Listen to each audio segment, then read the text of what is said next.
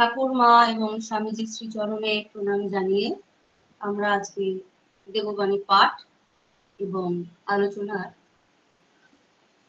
Class শুরু করছি। বিশ্বচার্যং জগৎবন্দং বিবেকানন্দ রূপিণং वीरेश्वरात् समुत्थान्यं सप्तर्षि मण्डलाः ज्ञानभक्तिप्रदातारं पद्याक्ष गौरवीग्रहं ध्यायो देवं ज्योतिपुञ्ज लोककल्याणकारिणम् परतत्सदालीन रामकृष्ण समालय यो धर्म स्थापनारतो वीरैशङ्कं नमाम्यहम् वीरैशङ्कं नमाम्यहम् रामकृष्ण प्रणमामि।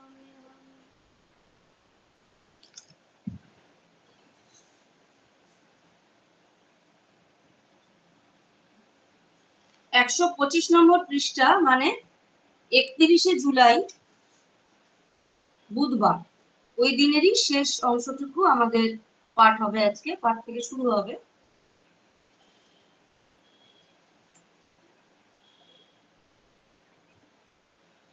স্বামীজি বলছেন, ভক্তিযোগে বিশেষ প্রয়োজন এই যে অকপট ভাবে ও প্রবল ভাবে ঈশ্বরের অভাব বোধ করা। আমরা ঈশ্বর ছাড়া আর সবই চাই, কারণ বহির্জগৎ থেকেই আমাদের সাধারণ সব বাসনা পূর্ণ হয়ে থাকে। যতদিন আমাদের প্রয়োজন বা অভাব বোধ জড় জগতের ভিতরেই সীমাবদ্ধ, ততদিন আমরা ঈশ্বরের জন্য কোনো অভাব বোধ করি না। কিন্তু যখন আমরা এই জীবনে চারিদিক থেকে প্রবল ঘা খেতে থাকি আর ইহজগতের সকল বিষয়ই হতাশ হই, তখন উচ্চতর কোনো বস্তুর জন্য আমাদের প্রয়োজন বোধ হয়ে থাকে। তখনই আমরা ঈশ্বরের অন্বেষণ করে থাকি। স্বামীজি বলছেন, ভক্তিযোগে বিশেষ প্রয়োজন এই যে অকপট ভাবে ও প্রবল ভাবে ঈশ্বরের অভাব বোধ করা। অকপট ভাবে এবং প্রবল ভাবে। অকপট মানে তোমাকে ছাড়া আমি আর কিছু চাই না, এটা হচ্ছে অকপট ভাবে। তুমি আছো, তুমি এক এবং একমাত্র যাকে আমার প্রয়োজন, আমার ইহজগতের আর কিছু প্রয়োজন নাই। একে বলছেন অকপট এবং প্রবল ভাবে, আমার আর কিছু চাই না, ইহজগতের কিচ্ছু।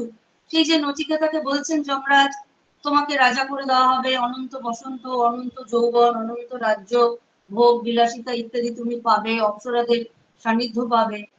বলছেন না, আমার কিছু প্রয়োজন নেই, আমার সত্যকে প্রয়োজন, আমি সত্যকে জানতে চাই। তো স্বামীজি বলছেন যে বহির্জগৎ থেকে আমাদের সাধারণ সব বাসনা পূরণ হয়ে থাকে বলে আমরা অন্তর্জগতের খোঁজের দিকে যাই না।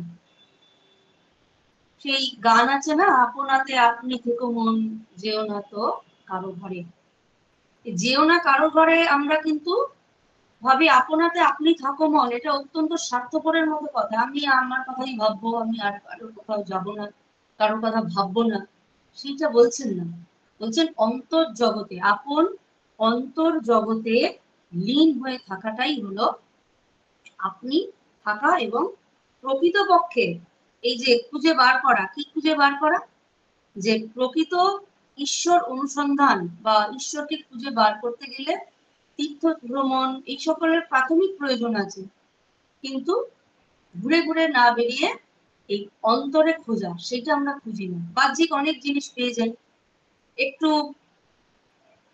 জাগতিক বিষয়ে বলবো কি, জাগতিক যদি কেউ আধ্যাত্মিক বিষয়ে কিছু তার আগ্রহ তৈরি হলো, ধর্মের প্রতি তার আগ্রহ তৈরি হলো, হ্যাঁ, সে বিভিন্ন স্থানে স্থানে দর্শন করতে গেলেন, বিভিন্ন তীর্থস্থান দর্শন করলেন, এইটা সেটা ওটা, সেই কমণ্ডলু, রুদ্রাক্ষের মালা, এই প্রপার একটা পোশাক, এই সবগুলো সব জোগাড় করতে থাকি আমি। এবং জোগাড় করতে করতে করতে করতে ওইগুলোকে ভিত্তি করেই আমাদের সকল কিছু যেন ধর্মচর্চা, আধ্যাত্মিক চর্চাগুলোকে ওর কেন্দ্রীভূত করে দিই। ওগুলোর প্রয়োজন নেই কি? নিশ্চয়ই আছে, কিন্তু ওগুলোকে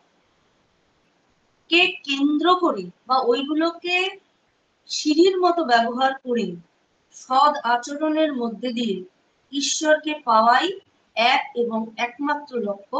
এইটা কিন্তু আমরা তখন হয়তো ভুলে যাই,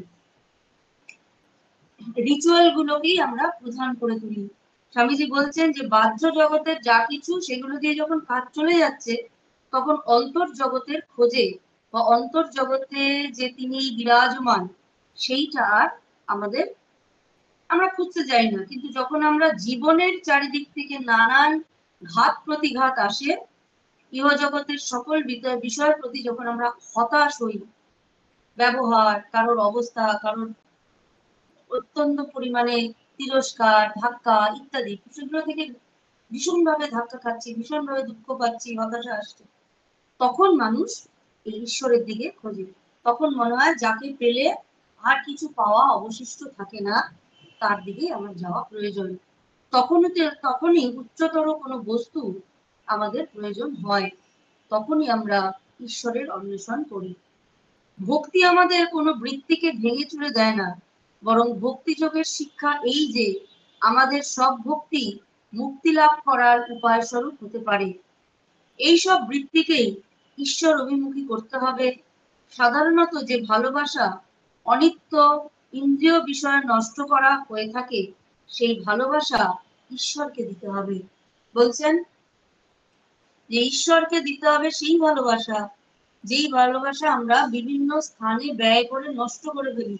স্বামীজি এখানে বলছেন এই ভালোবাসাটাও যেন একটা বস্তুর মতো, বিভিন্ন জায়গায় খরচা করে ফেলি, কিন্তু আসল বস্তুটার যেখানে এটা দিলে কাজ হবে, সেইখানে যখন আমরা পৌঁছই, হয়তো সেখানে আর দেওয়ার মতো সেই ভালোবাসা অবশিষ্ট থাকে না।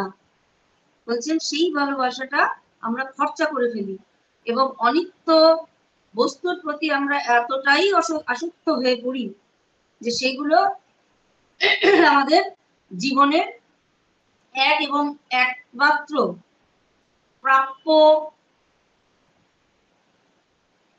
করে আমরা তুলি। মানে একমাত্র আমরা ভাবি ওটাই আমরা, ওটা চাই, ওটা না হলে আমাদের জীবনটা বোধহয় ব্যর্থ হয়ে গেল।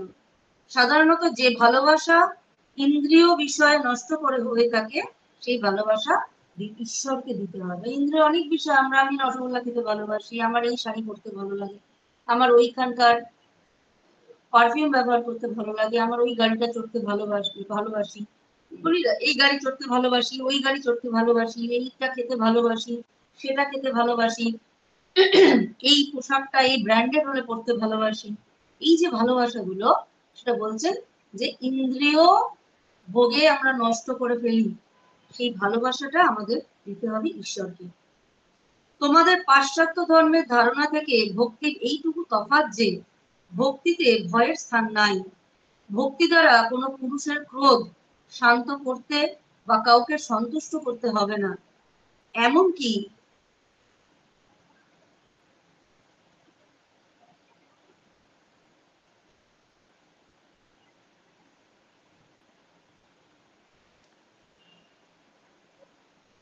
হ্যাঁ, বলছেন যে এমনকি মানে কোনো প্রাচ্য এবং পাশ্চাত্যের যে ভালোবাসা, সেই ভালোবাসার মধ্যে স্বামীজি বলছেন কোনো পার্থক্য নেই, কিন্তু একটাই পার্থক্য, সেটা হচ্ছে ভয় আর ভক্তির পার্থক্য। সাধারণত পথটা একই ধরন, একই ভাবে এগোচ্ছে, একটাই সমস্যা, সেটা হচ্ছে ভক্তি আর ভয়ের ব্যাপার রয়েছে। প্রাচ্যের যে ভালোবাসা ঈশ্বরের প্রতি, সেটার মধ্যে রয়েছে ভক্তি, স্নেহ, সেখানে বাৎসল্য ভাব আছে, সেখানে মধুর ভাব আছে, সেখানে সাক্ষ্য ভাব আছে, সেখানে শান্ত ভাব আছে, সেটা হচ্ছে ভক্তি। আর তোমাদের ভালোবাসাটা যেন একটা ভয়, সেই ভয়টাকে স্থান দিয়েই এই আধ্যাত্মিকতাটাকে এগিয়ে নিয়ে যাওয়াটা একটা অত্যন্ত বোকামো। বলছেন কোনো এমন এমনকি এমন সব ভক্তও আছেন যারা ঈশ্বরকে তাদের সন্তান বলে উপাসনা করেন, ভারতবর্ষের কথা বলছেন। এইরূপ উপাসনার উদ্দেশ্য এই যে এই উপাসনায় ভয় বা ভয় মিশ্রিত ভক্তির কোনো ভাব থাকে না। প্রকৃত ভালোবাসায় ভয় থাকতে পারে না। আর যতদিন পর্যন্ত এতটুকু ভয় থাকবে ততদিন ভক্তির আরম্ভই হতে পারে না। বলছেন ঈশ্বরের সাথে যখন তোমার সম্পর্ক তৈরি হলো, ঈশ্বরকে ভালোবাসতে গেলে একটা রিলেশন তৈরি করতে হয়। আর যখনই সেই রিলেশনটা তৈরি হলো তখন সেখানে আর কোনো ভয় থাকবে না। যদি সেটা ভয় বলো, ঈশ্বরের প্রতি ভয় আছে, ভয়ে তাকে শ্রদ্ধা করি, ভয়ে তাকে ভালোবাসি, তাহলে বলছেন সেটাকে ভক্তি ভাব, কোনোভাবে সেটাকে ভক্তি বলা যায় না, শুরুই হয়নি। আবার ভক্তিতে ভগবানের কাছে ভিক্ষা চাওয়ার, আদান প্রদানের ভাব কিছুই নাই। ভগবানের কাছে কোনো কিছুর জন্য প্রার্থনা করা ভক্তের দৃষ্টিতে মহা অপরাধ। ভক্ত কখনো ভগবানের নিকট আরোগ্য বা ঐশ্বর্য, এমনকি স্বর্গ পর্যন্ত কামনা করবে না। যিনি ভগবানকে ভালোবাসতে চান, ভক্ত হতে চান, তাকে এইসব বাসনা একটি কূটনীতি করে দরজার বাইরে ফেলে দিয়ে ভিতরে ঢুকতে হবে। যিনি এই জ্যোতির রাজ্যে প্রবেশ করতে চান, তাকে এর দরজা দিয়ে ঢুকে গেলে আগে দোকানদারির ধর্মের পুটুলি বাইরে ফেলে আসতে হবে। দোকানদারি মানে লেনদেনের সম্পর্ক, যেখানে আমি এই ডালা সাজিয়ে তোমাকে দিচ্ছি, এত টাকা মানত করে গেছি, এত টাকায় 3টে পাঠা বলে দিচ্ছি, এই সোনার গয়না গড়িয়ে দিচ্ছি, পরিবর্তে তুমি আমাকে এটা দাও। স্বামীজি বলছেন এই দোকানদারির পুটুলি বাইরে ফেলে আসতে হবে। এ কথা বলছি না যে ভগবানের কাছে যা চাওয়া যায় তা পাওয়া যায় না, সবই পাওয়া যায়, কিন্তু এইরূপ প্রার্থনা করো, অতি এইরূপ প্রার্থনা করা অতি নিচু দরের ধর্ম, ভিখারির ধর্ম। বলছেন এটা ভিখারির ধর্ম, শুধু চাই চাই করাটা ভিখারির ধর্ম। তারপরে বলছেন উষিত বা জাহ্নবী তীরে কূপন খনতি দুর্মতিহীন। অর্থাৎ যে ব্যক্তি বাস্তবিকই মূর্খ, যে গঙ্গা তীরে বাস করে জলের জন্য আবার কুয়া করে, এইসব আরোগ্য, ঐশ্বর্য, ঐহিক অভ্যুদয়ের জন্য প্রার্থনাকে ভক্তি বলা যায় না। এগুলি অতি নিম্ন স্তরের কর্ম। ভক্তি এর চেয়ে অনেক উঁচু জিনিস। আমরা রাজরাজাদের সামনে আসবার চেষ্টা করছি, সেখানে আমরা ভিখারির বেশে যেতে পারি না। যদি আমরা কোনো মহারাজের সম্মুখে উপস্থিত হতে ইচ্ছা করি, ভিখারির মতো ছেঁড়া ময়লা কাপড় পরে গেলে সেখানে কি ঢুকতে দেবে? কখনোই নয়। দারোয়ান আমাদের ফটক থেকেই বার করে দেবে। ভগবান রাজার রাজা, আমরা তার সামনে কখনো ভিক্ষুকের বেশে যেতে পারি না। দোকানদারের সেখানে প্রবেশ অধিকার নাই, সেখানে কেনা বেচা একেবারেই চলবে না। তোমরা বাইবেলও পড়েছো, যিশু ক্রেতা বিক্রেতাদের মন্দির থেকে বার করে দিয়েছিলেন। অর্থাৎ স্বামী যেখানে বলছেন এই যে আরোগ্য, ঐশ্বর্য, ঐহিক অভ্যুদয়ের জন্য প্রার্থনা, ভক্তি, এটাকে ভক্তি বলা যায় না। এটাকে তুমি প্রার্থনা বলতে পারো, কিন্তু এটাকে ভক্তি বলা যাচ্ছে না। এবং এই যে ক্রেতা বিক্রেতাদের যে ভগবানের সঙ্গে যে ক্রেতা বিক্রেতার সম্পর্ক আমরা তৈরি করি, সেটা কখনোই ভক্তিভাবের অন্তর্গত হতে পারে না। এর আগের দিন আমার মনে আছে, বোধহয় কেউ আমাকে একজন প্রশ্ন করেছিলে তোমরা, যে তাহলে চাইবো না, ভগবানের কাছে চাইবো না। এখান থেকেই বোধহয় প্রশ্নটা করেছিলে যে চাইবে না কেন? অধিকার বোধ চাইবে, ভিখিরির মতো চাইবো না। আমরা তার সন্তান, আমরা আমাদের অধিকার বোধে চাইবো। তোমার কাছে চাইবো না তো চাইবো কার কাছে? কিন্তু সেই অধিকার বোধটা বা সেই অধিকারের সম্পর্কটা আগে তৈরি করাটা একান্ত প্রয়োজন। ঈশ্বরের কাছে, ঈশ্বর আমাদের সবকিছু, তিনি আমাদের পিতা মাতা, এই জগতে তিনি আমাদের পাঠিয়েছেন।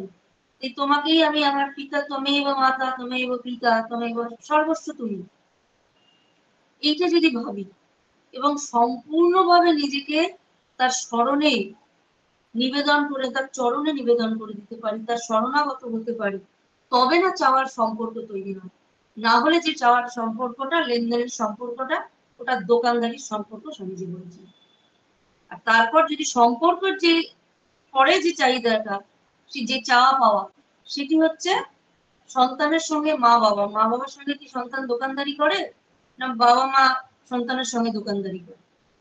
তুমি আমার মা বাবা, তোমার কাছে চাইলাম, এইরকম দৃঢ় সম্পর্ক, অধিকারের সম্পর্কটা তৈরি করতে হবে। এবং সেটা এক এবং একমাত্র উপায় হচ্ছে ভক্তি ও ভালোবাসা। তাছাড়া কোনোভাবে এই সম্পর্ক তৈরি করা সম্ভব নয়। ভিখারির মতো চাওয়া, স্বামীজি বলছেন ভিখারির মতো চাওয়াটা, ওটা ভিখারির মতো চাওয়া হবে। তাতে একটা লেনদেনের সম্পর্ক, যে আমাকে আজকে এত টাকা দাও, টাকা পয়সা হলে তোমাকে আমি ওটা করে দেবো, এটা লেনদেনের সম্পর্ক। এটা ঈশ্বরের সঙ্গে মধুর বা কোনো ভক্তির সম্পর্ক এটাকে বলা চলে না। সুতরাং বলাই বাহুল্য যে ভক্ত হবার জন্য আমাদের প্রথম কাজ হচ্ছে স্বর্গাদির কামনা একেবারে দূর করে দেওয়া। এইরূপ স্বর্গ এই জায়গারই, এই পৃথিবীরই মতো, না হয় এর চেয়ে একটু ভালো। খ্রিস্টানদের স্বর্গের ধারণা এই যে সেটা একটা তীব্র ভোগের জায়গা। তা কি করে ভগবান হতে পারে? এই যে সব স্বর্গে যাবার বাসনা, এ সুখ ভোগেরই কামনা। এ বাসনা ত্যাগ করতে হবে। ভক্তের ভালোবাসা সম্পূর্ণ বিশুদ্ধ, নিঃস্বার্থ হওয়া চাই। নিজের জন্য ইহলোকে বা পরলোকে কোনো কিছু আকাঙ্ক্ষা করো না। সুখ দুঃখ, লাভ ক্ষতি, এ সকলের বাসনা ত্যাগ করে দিবারাত্র ঈশ্বর উপাসনা করো। এক মুহূর্ত যেন বৃথা নষ্ট না হয়। আমরা অনেক কিছু ভেবে চিন্তে, অনেক কথা আলোচনা করে আমাদের সময়গুলোকে নষ্ট করে ফেলছি জীবনে। প্রত্যেকটা সময় মূল্যবান, যেটা দিনের পর দিন আমরা নষ্ট করি, ভাবি এই একটু একটু করি, এই একটু এটা করি। বলছেন সেটা নষ্ট করো না। এইরূপ দিবারাত্র উপাসিত হলে তিনি নিজ স্বরূপ প্রকাশ করেন। তিনি তার উপাসকদের শক্তি দেন, যাতে তারা তাকে অনুভব করতে পারে। এইটি হচ্ছে কথা। বলছেন যে দিবারাত্র তাকে ডাকো,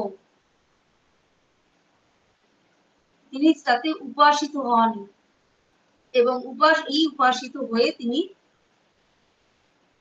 তৃপ্ত হন, এবং তার মনে হয় যে এইবার আর আমার এই সন্তানটির উপর একটু কৃপা করা প্রয়োজন। মা হয়তো কোনো কাজ করছে, ছেলে বা সন্তান খেলছে, মাঝে একটু মা করে ডাক দিল, হ্যাঁ আসছি। মা বলছে হ্যাঁ আসছি, কাজটা সেরে আসছি।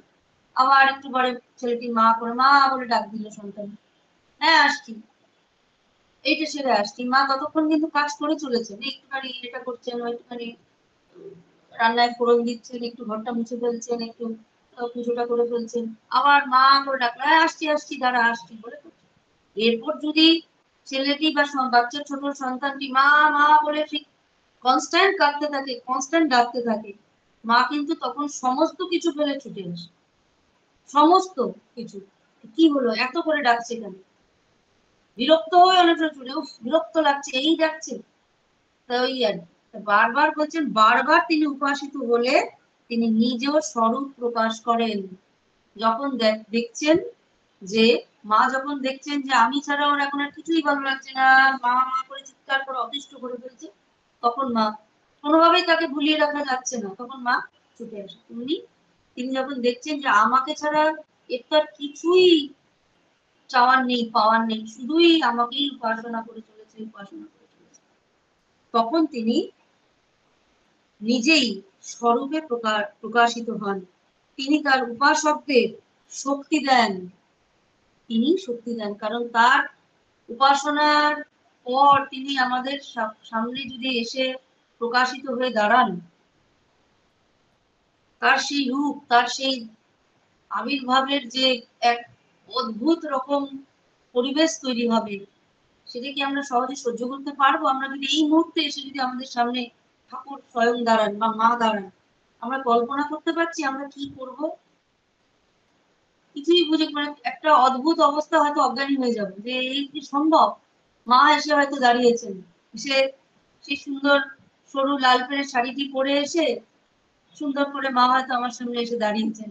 সেই সময় আমরা যদি কল্পনা করি যে মা এসে দাঁড়িয়েছেন ঘরে, আমি মাকেই ডাকছিলাম, মা হঠাৎ করে এসে হয়তো অহেতুকে কৃপা করলেন, এসে আমার সামনে মা প্রকাশিত হয়ে এলেন এবং বলছেন বল এত ডাকছিস, এসেছি। আমরা তার আগে হয়তো বলছি এত ডাকছি মা আসছো না, এত ডাকছি মা আসছো না, মা এলেন। আমরা সেই মুহূর্তে জিনিসটা অ্যাকসেপ্ট করতে পারবো, মানে নিতে পারবো? একটু ভেবে দেখার প্রয়োজন আছে। কিন্তু যদি তিনি শক্তি না দেন, হয়তো আমাদের মাথা খারাপ হয়ে যাবে, না হয় হয়তো আমরা অজ্ঞান হয়ে যাব, কিছু তো একটা হবে। কিন্তু যদি তার কৃপা হয়, তিনি শক্তি দেবেন তাকে দর্শন করার, তাকে অনুভব করার। বলছেন যাতে তারা অনুভব করতে পারে ঈশ্বর, সেই শক্তি তখন তিনি দেন। বৃহস্পতিবার 1 আগস্ট এই দিনটির পাঠ আজকে আমাদের শুরু হবে। প্রকৃত গুরু তিনি, আমরা যার আধ্যাত্মিক উত্তর অধিকারী। তিনি সেই প্রণালী যার মধ্যে দিয়ে আধ্যাত্মিক প্রবাহ আমাদের মধ্যে প্রবাহিত হয়।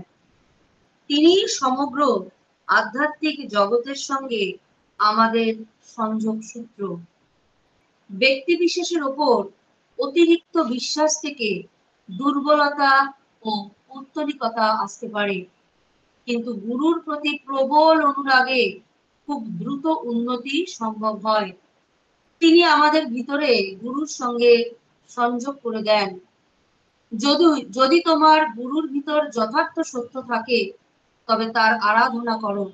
এই গুরু ভক্তি তোমাকে অতি সত্বর চরম অবস্থায় নিয়ে যাবে। স্বামীজি এখানে এইবার তাদের এই গুরু কে এবং গুরু কেন সেই বিষয়ে অবগত করাচ্ছেন। সেইখানে কিন্তু আমরা যদি ভাবি যে পাশ্চাত্যে, সেইখানে সেরকম গুরু বলে কিন্তু কিছু কনসেপ্ট সে সময় ছিল না। ফাদাররা ছিলেন, পোপেরা ছিলেন, কিন্তু ঠিক গুরু কনসেপ্ট কি, গুরু কেন, গুরু তত্ত্ব কি, সেই বিষয়ে তাদের কোনো ধারণা সেরকম ছিল না।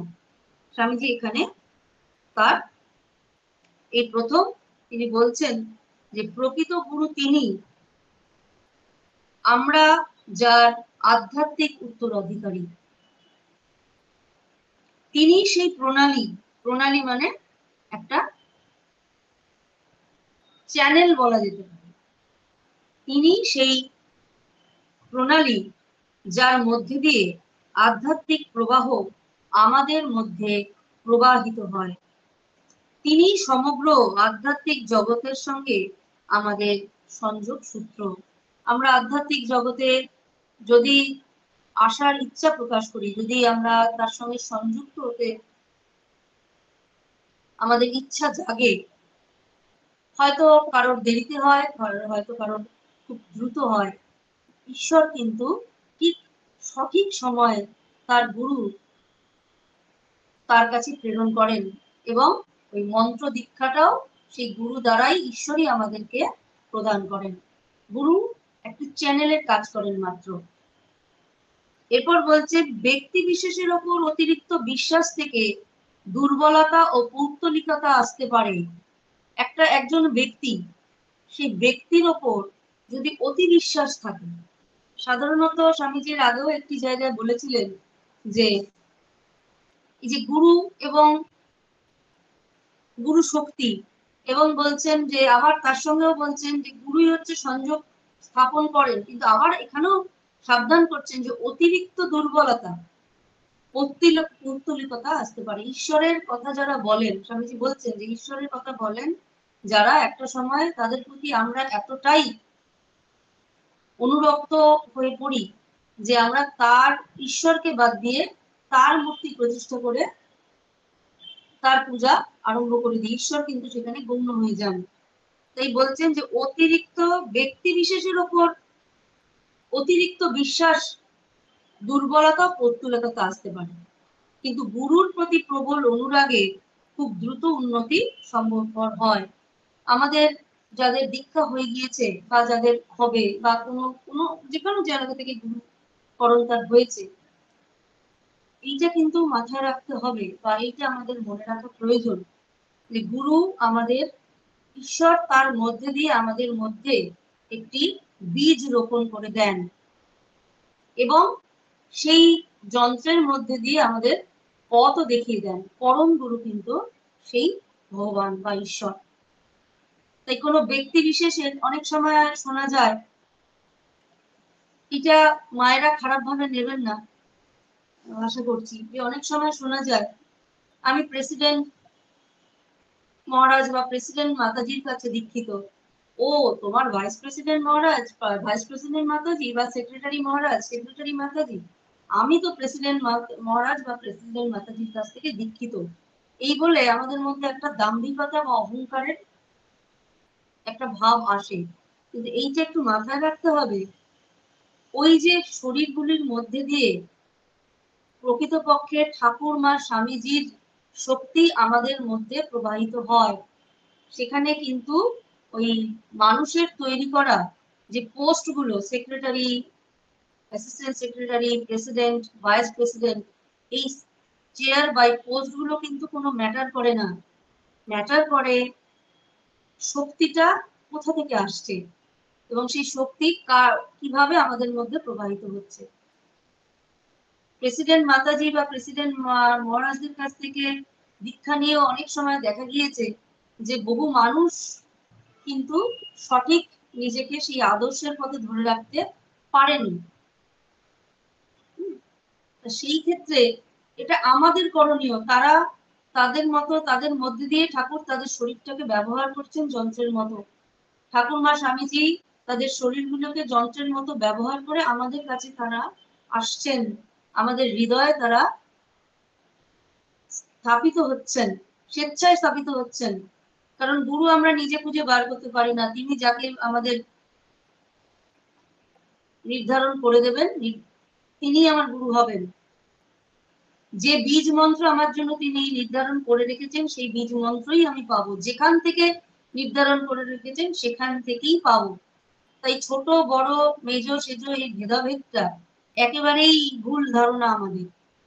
শরীর, যেই শরীর তিনি নির্ধারণ পূর্ব থেকে করে রেখেছেন সেই শরীরের মধ্যে থেকেই আমরা তার বীজ মন্ত্র পাবো, আমাদের মধ্যে তার বীজ মন্ত্র রূপিত হবে সেই শরীরটার মধ্যে দিয়ে। তাই ছোট বড় ভেদ করার এখানে যেমন কোনো প্রয়োজন নেই, তেমনি আমার গুরু বড় তোমার গুরু ছোট, ওইভাবে একটা বিশেষভাবে কোনো ব্যক্তি বিশেষকে কেন্দ্র করে সেই ব্যক্তি বিশেষকে গুরুত্ব দিয়ে ঠাকুরমা স্বামীজিকে বা যার যার আরাধ্য তাকে গৌণ করাটা কোনো কাজের কথা নয়। স্বামীজি এখানে বলছেন যে কোনো ব্যক্তি বিশেষকে দুর্বলতা বা ব্যক্তি বিশেষকে বিশ্বাস করা অন্ধভাবে, সেটা পৌত্তলিকতা বা দুর্বলতা। কিন্তু গুরুর প্রতি প্রবল অনুরাগ খুব দ্রুত উন্নতি সম্ভবপর হয়। এবং বুঝতে হবে, এটা আমাদের মাথায় রাখা দরকার, যেই গুরুই আমাদের, যার কাছ থেকেই আমি আমার দীক্ষা হচ্ছে বা আমি মন্ত্র পাচ্ছি, তিনি তারই প্রতিনিধি, এই মনে করে এগোতে হবে। এবং তার প্রতি আমার সম্পূর্ণ শ্রদ্ধা ভক্তি থাকবে, এবং তিনি ঠাকুরেরই প্রতিনিধি। এইভাবে যার যেখান থেকে দীক্ষা হচ্ছে, যে শরীরের দ্বারা দীক্ষা হচ্ছে, তিনি ঈশ্বরের ঠাকুরেরই প্রতিনিধি, মারই প্রতিনিধি, এই বলেই আমাদের বিশ্বাসটা এগোতে হবে। তারপর বলছেন, যদি তোমার গুরুর ভেতরে যথার্থ সত্য থাকে তবে তার আরাধনা করো।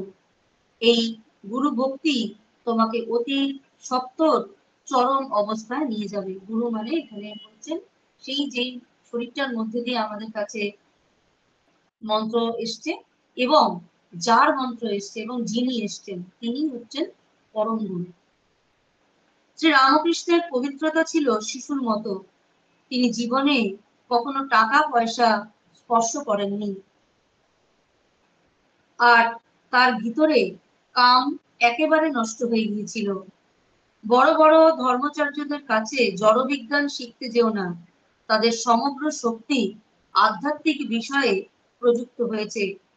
শ্রী রামকৃষ্ণ পরমহংসের ভিতরে মানুষের ভাবটা মরে গেছিল, কেবল ঈশ্বরত্ব অবশিষ্ট ছিল। বাস্তবিকে তিনি পাপ দেখতে পেতেন না। যে চোখে মানুষ পাপ বা অন্যায় দেখে তার চেয়ে তার দৃষ্টি পবিত্রতর ছিল। এইরূপ অল্প কয়েকজন পরমহংসের পবিত্রতাই সমগ্র জগৎটাকে ধারণ করে রেখেছেন। এবার এতদিন পর স্বামীজি শ্রীরামকৃষ্ণের উল্লেখ করলেন এই ভক্তমণ্ডলীর কাছে, এই বিদেশি ভক্তমণ্ডলীদের কাছে।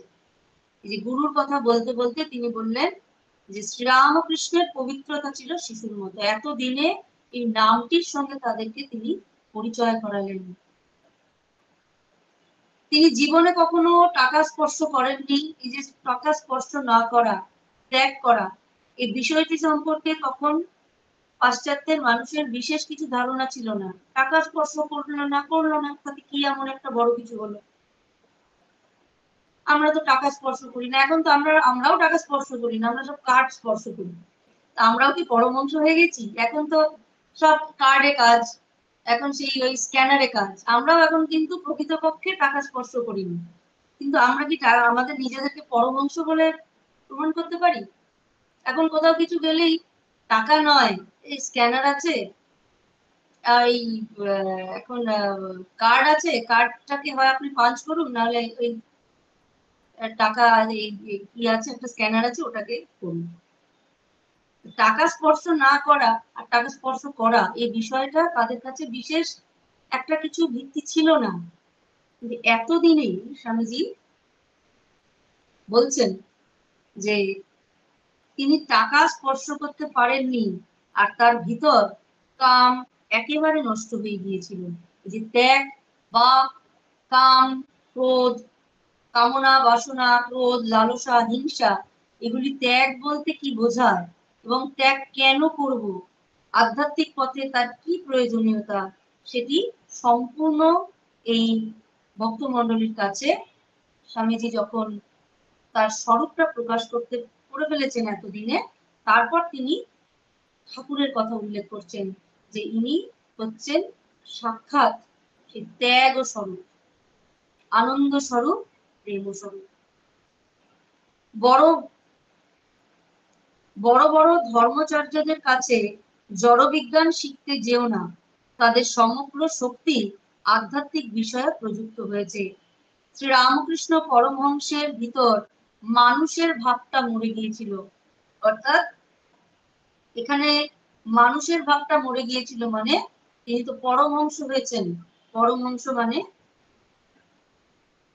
সেই ব্রহ্ম জ্ঞানী, তিনি তিনি স্বয়ং ব্রহ্ম। তৎসত্ত্বেও শরীরটা মাত্র ধারণ করেছিলেন শুধুমাত্র লোক শিক্ষার জন্য। তার শরীরের যে মানব ভাবটা, যে পঞ্চতত্ত্বের যে শরীর, শরীরের মধ্যে যে ষড়ঋতু, সেই ভাব সম্পূর্ণ নষ্ট হয়ে গিয়েছিল। বলছেন কেবল ঈশ্বর অবশিষ্ট ছিল।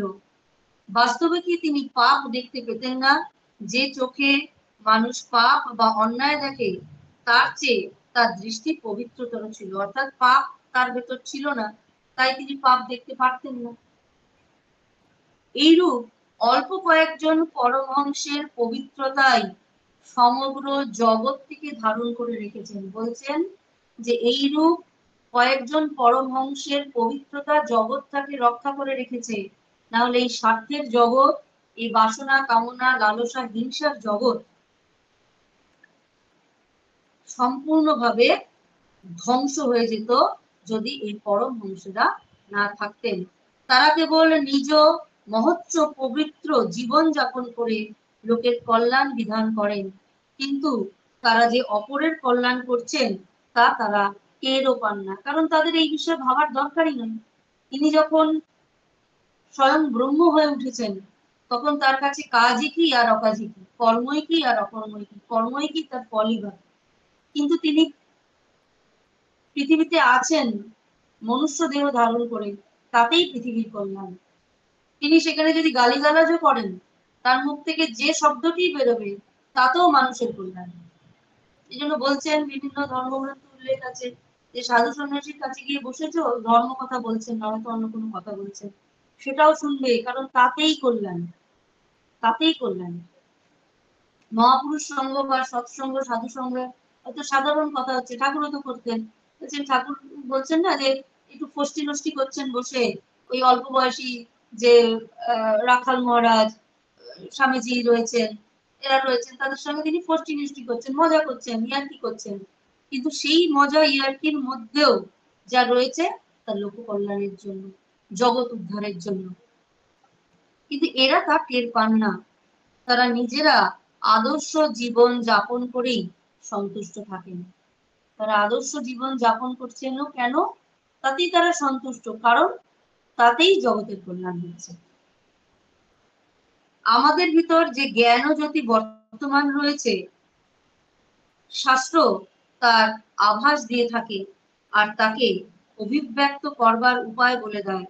কিন্তু যখন আমরা নিজেরা সেই জ্ঞান লাভ করি, তখনই আমরা ঠিক ঠিক শাস্ত্র বুঝতে পারি। যখন তোমরা ভিতরের সেই অন্তর্জ্যোতির প্রকাশ, যখন তোমার ভিতরের সেই অন্তর্জ্যোতির প্রকাশ হয়, তখন আর শাস্ত্রের কি প্রয়োজন? তখন কেবল অন্তরের দিকে দৃষ্টিপাত করো।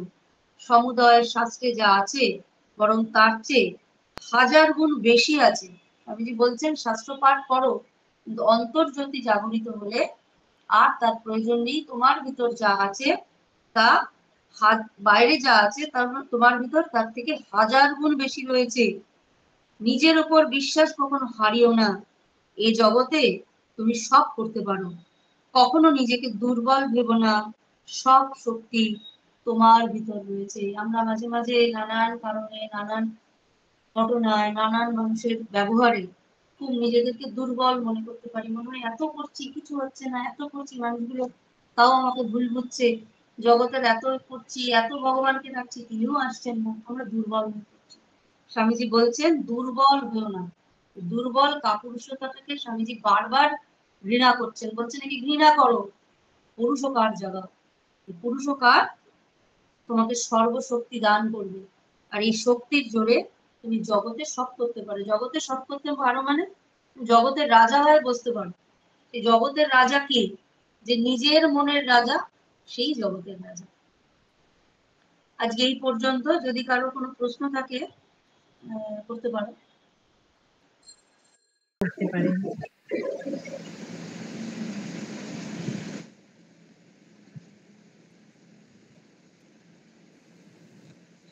মা প্রণাম নেবেন। প্রণাম। হ্যাঁ মা, বলছি পরমার্থ প্রসঙ্গ থেকে আমি একটু জায়গা পড়ছি, আমাকে ওই জায়গাটা একটু বুঝিয়ে দেবেন? বলো। এখানে উনি বলছেন প্রার্থনা বাধাগত আওড়াও না, তাতে কোনো ফল হয় না। যা প্রার্থনা করছো তার জন্য অন্তর থেকে ঠিক ঠিক অভাব বোধ করা চাই। অভাবের তাড়নায় মহা কষ্ট ও যাতনা ভোগ করা চাই। কিসে কি করলে তা লাভ হবে তার জন্য ব্যাকুল হতে হবে।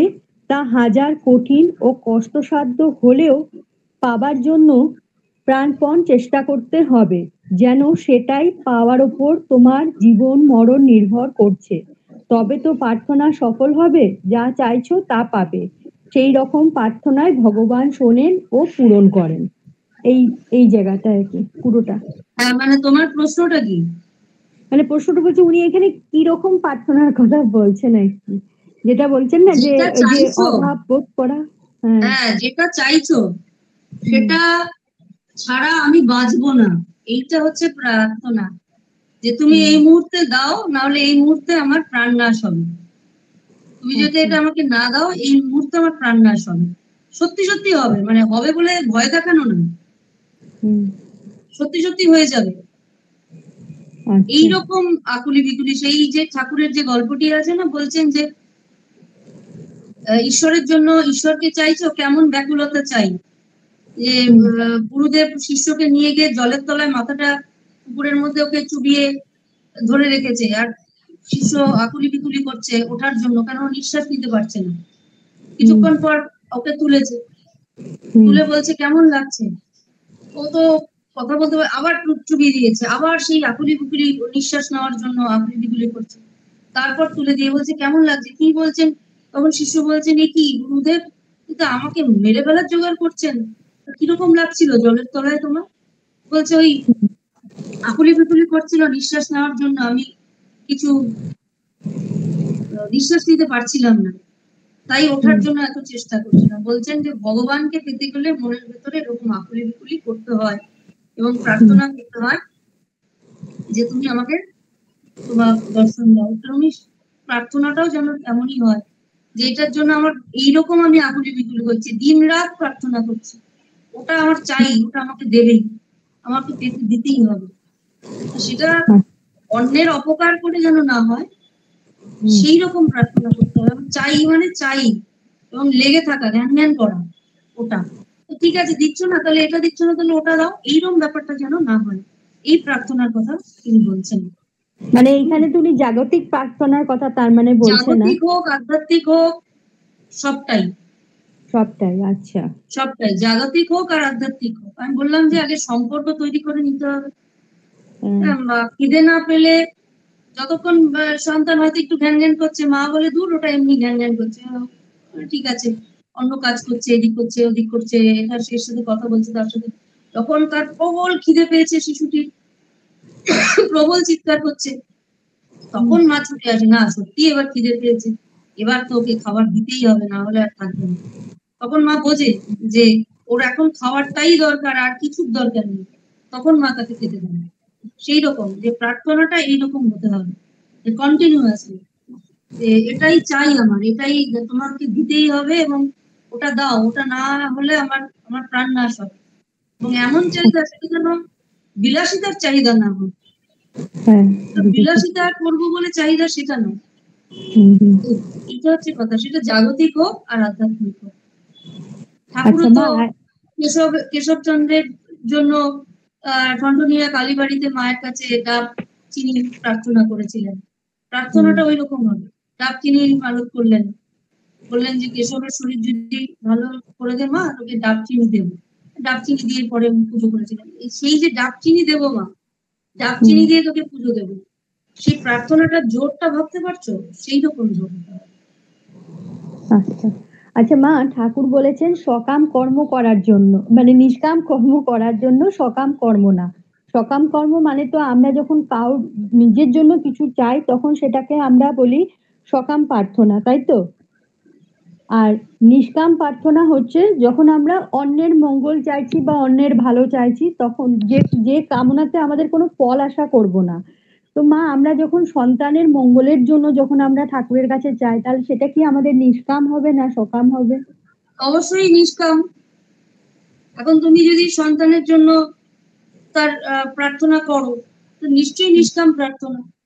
তোমার সন্তানের জন্য যখন তুমি প্রার্থনা করবে, পাশের বাড়ির আরো মায়েরা আছেন তাদের তাদের সন্তানের জন্য তুমি প্রার্থনা করবে, একইভাবে যদি প্রার্থনা করতে পারো, সেটা তো কখনোই সকাম প্রার্থনা হয় না। যে আমার সন্তানও ভালো থাকুক, অপরের সন্তানও ভালো থাকুক, সব মায়ের কোল যেন ভরে থাকুক, তার সেই মায়েরা যেন তাদের সন্তানদের নিয়ে সুখে থাকে। মা করছেন না যে কার ছেলে হারিয়েছে, মায়ের কাছে এসে মা তার সঙ্গে কাঁদছেন, এই যে সমভাব, সম ব্যথা, সম অনুভূতি, এটা তো মাও দেখিয়ে দিয়েছেন। সেটা কখনোই সকাম নয়। মা সন্তানের জন্য প্রার্থনা করবেন না তো করবেন কি, তাই না?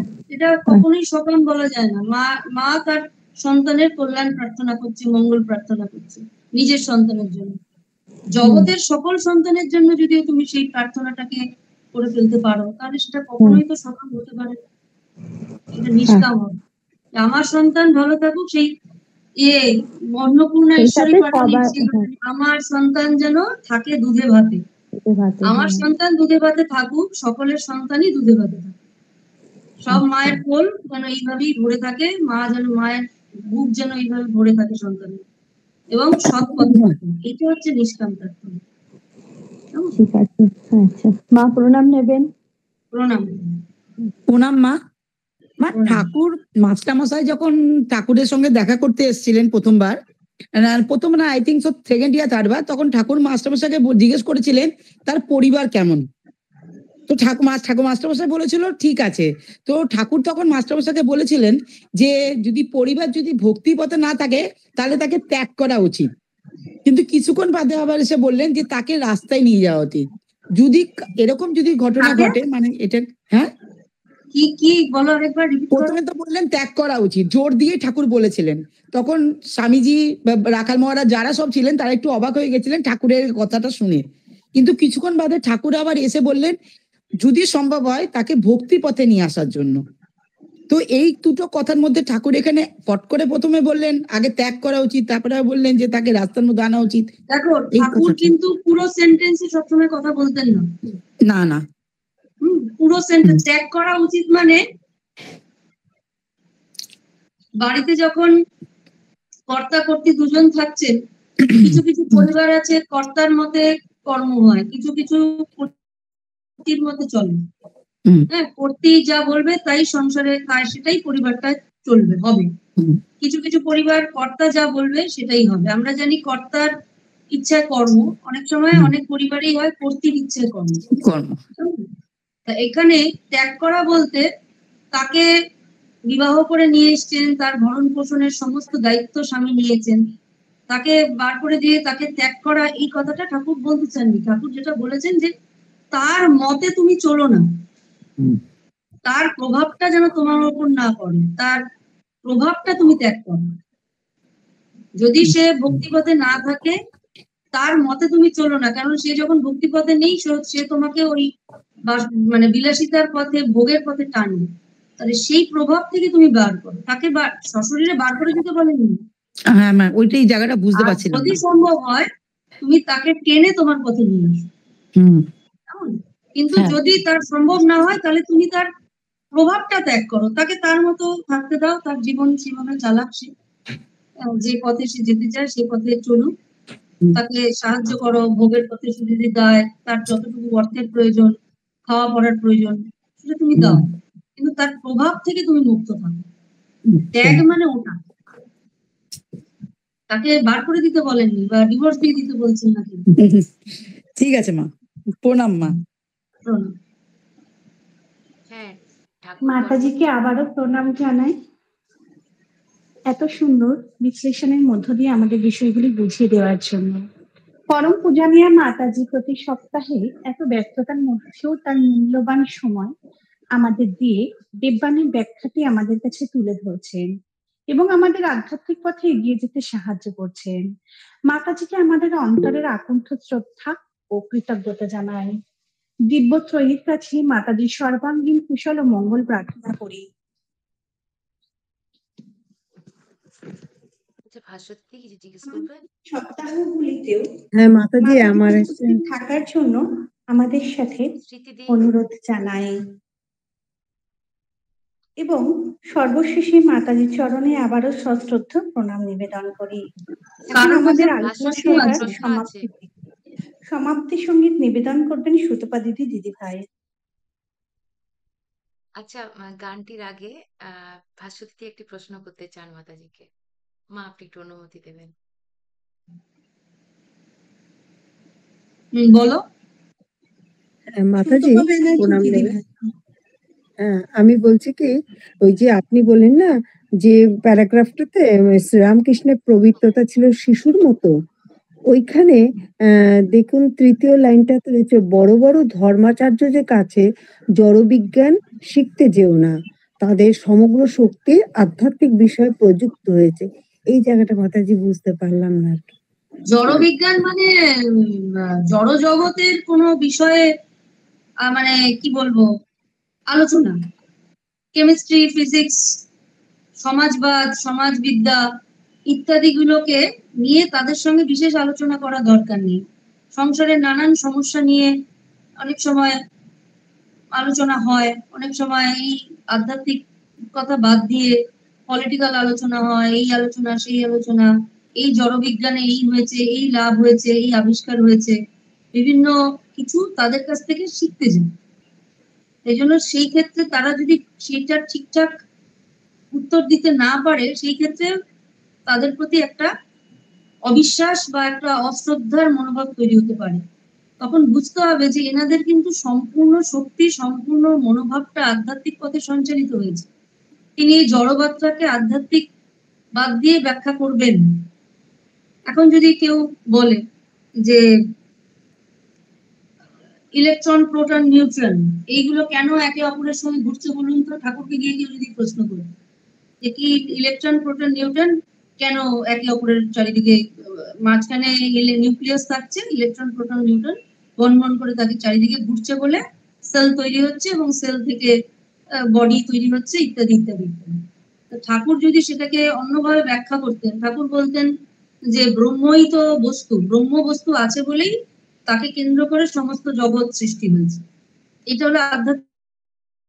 কিন্তু সেই জড় বিজ্ঞানটা সেই বিজ্ঞানী অন্যভাবে আলোচনা করবে যে না, এই একটা বিশেষ পদ্ধতি আছে, নিউক্লিয়াসের আকর্ষণে এরা ঘুরে চলেছে, এই তার মধ্যে প্রোটোপ্লাজম আছে, হ্যানা আছে, ত্যানা আছে, সেই উত্তরটা হয়তো যিনি আধ্যাত্মিক আলোচনা করছেন তিনি এই উত্তরটা দিতে পারবেন না।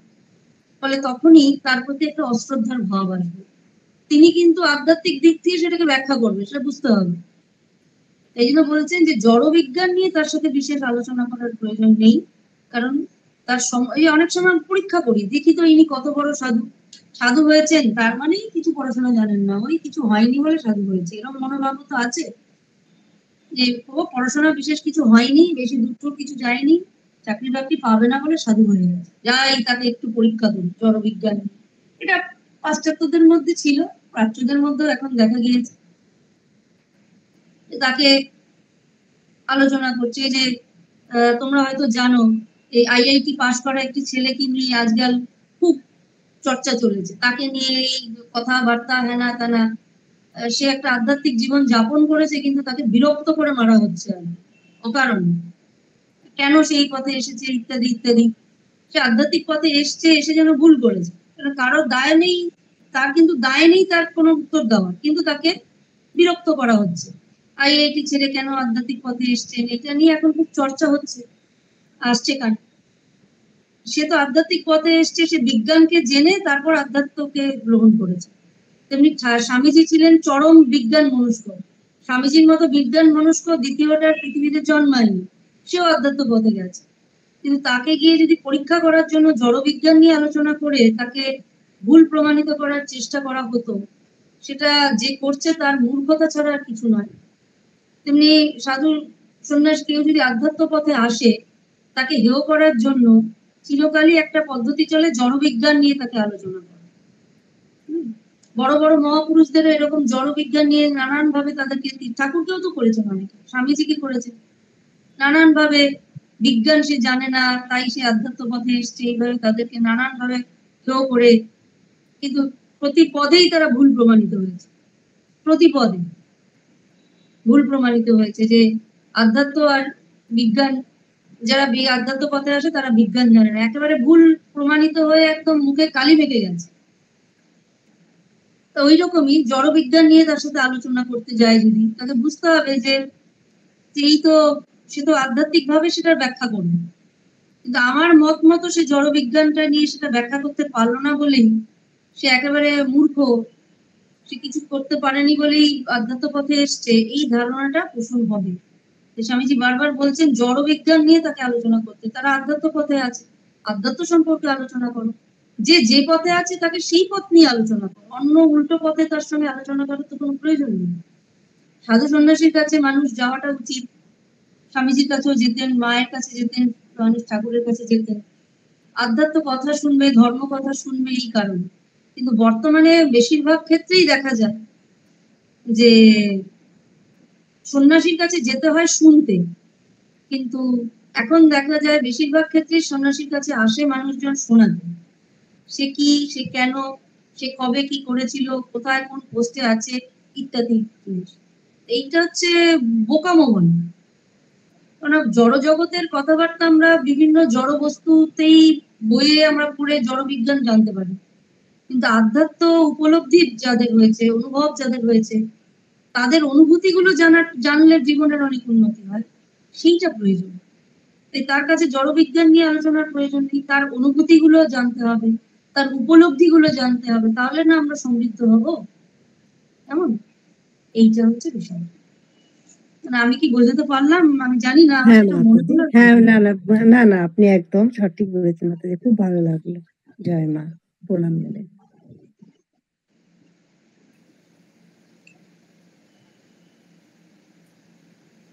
ঠাকুরমা স্বামীজির চরণে আভূমি লুণ্ঠিত প্রণতি জানিয়ে, মাতাজিকে আমার সশ্রদ্ধ প্রণাম জানিয়ে আমি একটি বিবেক গীতি পরিবেশন করছি। আদর্শ তব শঙ্কর সীতা, ভুলিও না তুমি, ভুলিও না। আদর্শ তব শঙ্কর সীতা, ভুলিও না তুমি, ভুলিও না। ভুলিও না তুমি মহাপবিত্র তুমি মহাপবিত্র, এই ভারতের ধুলি কণা ভুলিও না তুমি, ভুলিও না। আদর্শ তব শঙ্কর সীতা, ভুলিও না তুমি, ভুলিও না। ভুলিও না তুমি মহাপবিত্র, ভুলিও না তুমি মহাপবিত্র, এই ভারতের ধুলি কণা ভুলিও না তুমি। তোমার খুঁজিতে ঈশ্বর কোথা যাবে আর, মহায় উপচারে ত্যাগ সেবার, মহায় উপচারে ত্যাগ সেবার, করো করো তার আরাধনা, ভুলিও না তুমি, ভুলিও না। আদর্শ তব শঙ্কর সীতা, ভুলিও না তুমি, ভুলিও না। উচ্চ কণ্ঠে বলো বলো তুমি, ভারত সন্তান আমার ভাই। উচ্চ কণ্ঠে বলো বলো তুমি, ভারত সন্তান আমার ভাই। মূর্খ কাঙ্গাল দ্বিজ চণ্ডাল, মূর্খ কাঙ্গাল দ্বিজ চণ্ডাল, দেবতায় আমার এরা সবাই, ভুলিও না তুমি, ভুলিও না। আদর্শ তব শঙ্কর সীতা, ভুলিও না তুমি, ভুলিও না। প্রাণপণে তুমি বলো দিন রাত, উমা জগদম্বা ওগো উমানাথ। প্রাণপণে তুমি বলো দিন রাত, উমা জগদম্বা ওগো উমানাথ। মানুষ করিয়া দাও গো আমায়, আর কিছু আমি চাহিব না। প্রাণপণে তুমি বলো দিন রাত, উমা জগদম্বা ওগো উমানাথ। মানুষ করিয়া দাও গো আমায়, আর কিছু আমি চাহিব না। আদর্শ তব শঙ্কর সীতা, ভুলিও না তুমি, ভুলিও না। ভুলিও না তুমি মহাপবিত্র, ভুলিও না তুমি মহাপবিত্র, এই ভারতের ধুলি কণা ভুলিও না তুমি, ভুলিও না। আদর্শ তব শঙ্কর সীতা, ভুলিও না তুমি, ভুলিও না। জয় ঠাকুর, জয় মা, জয় স্বামীজি মা। মাতাজিকে আমার প্রণাম জানাই।